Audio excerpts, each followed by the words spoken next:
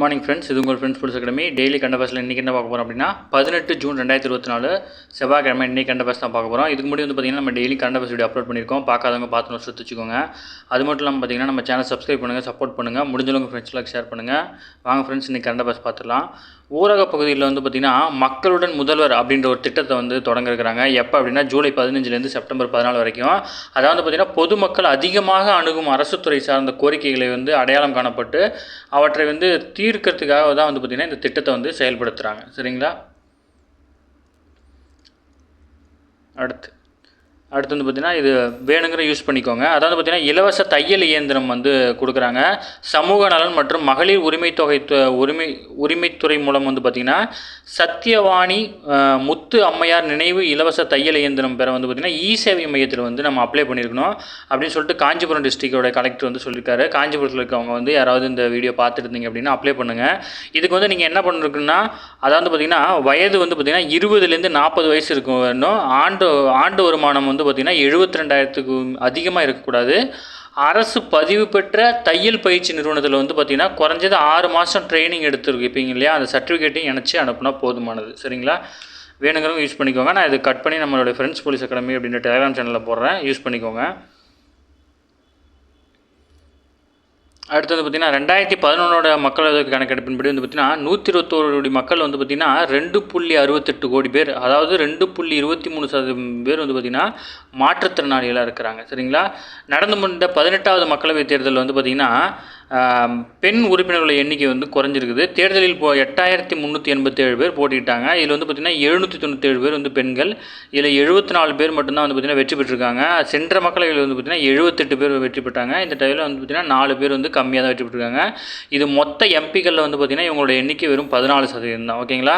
மக்களவை மற்றும் சட்டப்பேரவைகள் பார்த்திங்கன்னா பெண்களுக்கு 33% இடஒதுக்கீடு கொடுத்துருக்காங்க. அது பார்த்திங்கன்னா 2029ஆம் ஆண்டு மக்களவைத் தேர்தலில் தான் பார்த்திங்கன்னா நடைமுறைக்கு வரும். சரிங்களா? அடுத்து பிரதமர் மோடி பார்த்திங்கன்னா இன்று வாரணாசிக்கு பயணம் போகிறாரு. இதில் பார்த்திங்கன்னா அங்கு விவசாயிகளுக்கு மாநாட்டில் பங்கேற்று விவசாயிகள் நிதியுதவி திட்டத்தின் கீழ் பார்த்திங்கன்னா 17வது தவணையாக 20,000 கோடியை விடுவிக்கிறாரு. ஓகேங்களா? இது 17வது தவணை, இதை நோட் பண்ணி வச்சுக்கோங்க. அடுத்து வேளாண் தோழிகள் கிருஷி சகி அப்படின்ற திட்டத்தில் பார்த்திங்கன்னா மகளிர் சுய உதவி குழுக்களை சேர்ந்த 30,000 பெண்களுக்கு பார்த்திங்கன்னா சான்றிதழ் வழங்க இருக்கிறார். சரிங்களா? இதையும் நோட் பண்ணி வச்சுக்கோங்க. அடுத்து பிரதமருடன் பார்த்திங்கன்னா அமெரிக்க தேசிய பாதுகாப்பு ஆலோசகர் சந்திச்சிருக்காரு. 2 நாள் பயணமாக இந்தியா வந்திருக்கிறாரு. அவரோட பேர் பார்த்திங்கன்னா ஜேக் சல்லிவன். அதுதான் பார்த்திங்கன்னா அமெரிக்காவுடைய தேசிய பாதுகாப்பு ஆலோசகர். இந்தியாவோட தேசிய பாதுகாப்பு ஆலோசகர் யாருன்னா அஜித் தோவால். ஓகேங்களா? நம்ம நேற்றே பார்த்தோம். இப்போ பார்த்திங்கன்னா அவங்க என்னென்னலாம் முக்கியமாக பேசியிருக்காங்கன்னு மட்டும் நம்ம பார்த்தா போதும். இந்திய தொழில்துறை கூட்டமைப்பு CII சார்பில் பார்த்திங்கன்னா ஏற்பாடு செய்யப்பட்டிருக்க ICEDயோட வட்டமேஜை கூட்டத்தில் அவர் பங்கேற்கிறாரு. இதில் பார்த்திங்கன்னா இந்திய விமானப்படைக்கான F414 மேம்படுத்தப்பட்ட ஜெட்களை தயாரிக்க அமெரிக்க பாதுகாப்பு நிறுவனமான GE ஏரோஸ்பேஸ் மற்றும் இந்துஸ்தான் ஏரோநாட்டிகளுக்கு இடையே பார்த்திங்கன்னா ஒப்பந்தம் மேற்கொள்ள போகிறாங்க. இது முக்கியமானது, நோட் பண்ணிக்கோங்க. அடுத்து பார்த்திங்கன்னா அஜித் தோவால் மற்றும் ஜேக் சல்லிவன் பார்த்திங்கன்னா ஆலோசனைக்கு பிறகு இந்தியா அமெரிக்கா இடையான விண்வெளி சார்ந்த முன்னெடுப்புகள் குறித்து அவங்க பேச்சுவார்த்தை பண்ணியிருக்காங்க. இதில் பார்த்திங்கன்னா விண்வெளிக்கு மனிதர்களை அனுப்பும் இந்திய திட்டத்துக்கு பார்த்திங்கன்னா ஒத்துழைப்பு வழங்கவும் இந்திய விஞ்ஞானிகள் பார்த்திங்கன்னா நாசாவில் பயிற்சி அளிக்கவும் பார்த்திங்கன்னா பேசிட்டு இருந்திருக்காங்க. அது மட்டும் இல்லாமல் அமெரிக்காவில் அர்த்திமிஸ் அப்படின்ற திட்டத்தின் கீழ் நிலவை சுற்றி விண்வெளி மையம் அமைக்கும் அந்த திட்டத்துக்கு பேர் பார்த்திங்கன்னா நிலவு நுழைவு வாயில் திட்டம். ஓகேங்களா? இந்த திட்டத்தை ஞாபகம் வச்சுக்கோங்க, முக்கியமானது. இது பார்த்திங்கன்னா நிலவை சுற்றி பார்த்திங்கன்னா விண்வெளி மையம் அமைக்கிற திட்டம். ஓகேங்களா? நிலவு நுழைவு வாயில் திட்டம். இது பார்த்திங்கன்னா பிற தொழில்நுட்பங்கள் தொடர்பான ஆலோசனைகளும் மேற்கொண்டிருக்காங்க. அது மட்டும் இல்லாமல் பருவநிலை மாற்றத்தை கண்காணிக்க பார்த்திங்கன்னா புதுசாக ஒரு ரேடார் ஒன்று பார்த்திங்கன்னா சிந்தட்டிக் அஃபேசர் ரேடார் அப்படின்ற விண்கலத்தை விரைவில் செலுத்த இருக்கிறாங்க. இது பார்த்திங்கன்னா பருவநிலை மாற்றத்தை கண்காணிக்கிற ரேடார். ஓகேங்களா? இதெல்லாம் எல்லாமே முக்கியமானது, நோட் பண்ணிக்கோங்க. நான் இதை பார்த்திங்கன்னா ஃப்ரெண்ட்ஸ் போலீஸ் அகாடமி அப்படி டெலிகிராம் சேனலில் போகிறேன், நீங்கள் தாராளமாக யூஸ் பண்ணிக்கலாம். அடுத்து பார்த்திங்கன்னா பாடநூல் NCERTயில் பார்த்திங்கன்னா சமூக அறிவியல் பாடத்தில் பார்த்திங்கன்னா இந்தியா அப்படின்ற பேருக்கு பதிலாக பார்த்திங்கன்னா பாரத் அப்படின்ற பேரை பார்த்திங்கன்னா எல்லா பாடநூலும் மாற்றணும் அப்படின்னு சொல்லிட்டு வந்து பார்த்திங்கன்னா கமிட்டி வந்து சொல்லியிருக்கு. இதில் வந்து பார்த்திங்கன்னா என்சிஆர்டி என்ன சொல்லியிருக்காங்க அப்படின்னா, இந்தியா பாரத் இரு சொல்லுகளுமே பயன்படுத்துவோம், எந்தெந்த இடத்துக்கு தகுந்த மாதிரி நாங்கள் வந்து பயன்படுத்திக்குவோம் அப்படின்னு சொல்லியிருக்கிறாங்க. சரிங்களா. மேற்கு வங்காள ரயில் விபத்தில் வந்து பார்த்திங்கன்னா கவச் தொழில்நுட்பம் வந்து அந்த ரயிலில் வந்து இணைக்கப்படலை அப்படின்னு சொல்லியிருக்காங்க. இதில் நம்ம ஆல்ரெடி பார்த்துருக்கோம். கவச் கருவி வந்து பார்த்திங்கன்னா ரயிலை வந்து பார்த்திங்கன்னா ஆபத்து காலங்களில் நிறுத்தக்கூடிய கருவி கவச் கருவி. இது வந்து பார்த்திங்கன்னா நம்ம ஷார்ட்ஸ்லையும் இருக்குது, போய் பார்த்துக்கோங்க, அதை நோட் பண்ணி வச்சுக்கோங்க பார்க்கலனா. அடுத்து வந்து பார்த்திங்கன்னா துருக்கியில் நடைபெறும் ஒலிம்பிக் தகுதி வில்வித்தை போட்டியில் வந்து பார்த்திங்கன்னா இந்தியாவின் பஜன் கவுர் வந்து பார்த்திங்கன்னா தங்கப்பதக்கம் வென்றிருக்காங்க. இவங்க வந்து பாரிஸ் ஒலிம்பிக் போட்டிக்கு வந்து பார்த்திங்கன்னா தகுதி படைச்சிருக்காங்க. ஓகேங்களா. அடுத்து உலகின் சிறந்த பள்ளிகள் பட்டியலில் வந்து பார்த்திங்கன்னா இந்தியாவை சேர்ந்த 5 பள்ளிகள் வந்து பார்த்திங்கன்னா தேர்வு செய்யப்படலை. அதாவது வந்து பார்த்திங்கன்னா அதுக்கான லிஸ்ட்டில் வந்து பார்த்திங்கன்னா பரிந்துரை பண்ணியிருக்காங்க. ஓகேங்களா. இதில் வந்து பார்த்திங்கன்னா கொடுத்துருக்குறாங்க.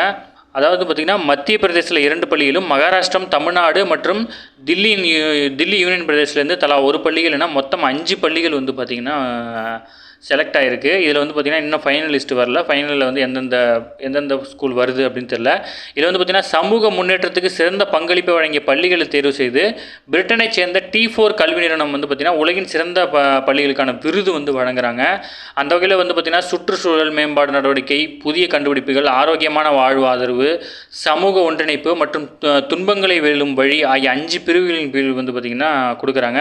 இதில் மத்திய பிரதேச மாநிலத்தில் இருக்க ஜபுவாவில் உள்ள முதல்வரின் மாதிரி பள்ளியும், ரத்தலம் நகரில் உள்ள அரசு பெண்கள் மேல்நிலைப் பள்ளியும் வந்து பார்த்திங்கன்னா இந்த பட்டியல் இடம்பெற்றிருக்கு. தில்லியில் வசந்த் கஞ்சில் உள்ள ரேயன் சர்வதேச பள்ளியும் வந்து இதில் இடம்பெற்றிருக்கு. அதேமாதிரி வந்து பார்த்திங்கன்னா தமிழ்நாட்டில் மதுரையில் உள்ள கல்வி சர்வதேச பள்ளி அப்படின்ற பள்ளியும் வந்து பார்த்திங்கன்னா மும்பையில் உள்ள எல்கே வாக்ஜி சர்வதேச பள்ளி, இந்த 5 பள்ளிகள் வந்து பார்த்திங்கன்னா இந்த லிஸ்ட்டில் இடம்பெற்றிருக்கு. அது வந்து பார்த்திங்கன்னா எந்தெந்த துறையின் கீழே வந்து அவங்க இடம்பெற்றிருக்காங்கன்னு கொடுத்துருக்காங்க. இதெல்லாம் நோட் பண்ணி ஒரு டைம் படித்து பார்த்துக்கோங்க. அதேமாதிரி வந்து பார்த்திங்கன்னா ஒவ்வொரு பிரிவின் கீழ் ஒரு வெற்றியாளர் தேர்ந்தெடுக்கப்படுவாங்க. இதில் வந்து பார்த்திங்கன்னா அந்த தேர்ந்தெடுக்கப்படும் பள்ளிகளுக்கு வந்து பார்த்திங்கன்னா $50,000 அமெரிக்க டாலர்கள் வந்து வழங்க இருக்கிறாங்க. இது இந்திய மதிப்பில் 41.76 லட்சம். ஓகேங்களா. அடுத்து காசா போர் தொடர்பாக முக்கிய முடிவுகள் எடுப்பதற்காக அமைக்கப்பட்ட போர் அமைச்சரவை. அந்த அமைச்சரவை வந்து பார்த்திங்கன்னா இஸ்ரேல் பிரதமர் பெஞ்சமின் நெதன்யாகு வந்து கலைச்சிருக்கிறாரு. போருக்காக மட்டும் வந்து பார்த்திங்கன்னா முக்கியமான அமைச்சர்களை கொண்ட அமைச்சரவை வந்து உருவாக்கி வச்சுருந்தார். அந்த அமைச்சரவை வந்து இன்று வந்து கலைக்கப்பட்டிருக்கு. சரிங்களா.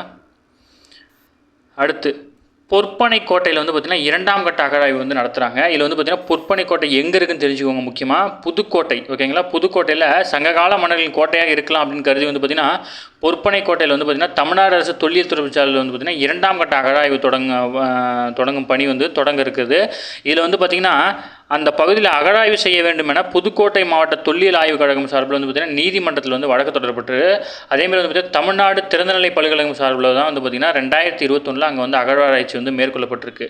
ஓகேங்களா. அதில் வந்து பேராசிரியர் இனியன் தலைமையில் மேற்கொள்ளப்பட்டுச்சு. இந்த அகழாய்வில் வந்து பார்த்திங்கன்னா சிறிய அளவிலான செங்கற் கட்டுமானமும், வட்டச்சில்லு, மண்பாண்டம், குடுவைகள் அதெல்லாம் வந்து கிடச்சிது. இதைத் தொடர்ந்து வந்து பார்த்திங்கன்னா மத்திய தொல்லியல் துறை அனுமதியுடன் முதல் கட்ட அகழாய்வு எப்போ மேற்கொண்டாங்க அப்படின்னா 2023. ஓகேங்களா. பொற்பனை கோட்டையில் மத்திய தொல்லியல் துறை அகழாய்வு வந்து பார்த்திங்கன்னா முதல் அகழாய்வு வந்து பார்த்திங்கன்னா 2021 மே 20 வந்து தொடங்கப்பட்டுச்சு. அதில் வந்து பார்த்திங்கன்னா சிறிய அளவிலான வட்ட வடிவ செங்கல் கட்டுமானமும், நீர்வழி கால்வாயும், மேலும் வந்து பார்த்திங்கன்னா தங்க மூக்குத்தி, எலும்பு முனை கருவிகள், கார்லியின் பாசிகள் அதெல்லாம் கிடச்சிருக்கு. இப்போ வந்து பார்த்திங்கன்னா 2ஆம் கட்ட அகழாய்வுக்கு வந்து பார்த்திங்கன்னா அனுமதி வழங்கப்பட்டு ஸ்டார்ட் பண்ண போகிறாங்க. சரிங்களா. ஓகே ஃப்ரெண்ட்ஸ், இன்றைக்கி கரண்ட் அஃபேர்ஸ் அவ்வளோதான். இதை தாண்டி கேட்கறதுக்கு வாய்ப்பு இல்லை. எல்லாத்தையும் நோட் பண்ணிக்கோங்க. எல்லாமே முக்கியமானது தான். டெய்லி வந்து பார்த்திங்கன்னா கரண்ட் அஃபேர்ஸ் பார்த்துட்டே இருங்க. அப்போ தான் மந்த்லி கரண்ட் அஃபேர்ஸ் படிக்கும் போது ஈஸியாக இருக்கும். நம்ம சேனலை சப்ஸ்கிரைப் பண்ணுங்கள், சப்போர்ட் பண்ணுங்கள். முடிஞ்சவங்க உங்கள் ஃப்ரெண்ட்ஸ் எல்லாம் ஷேர் பண்ணுங்கள். Thank you friends.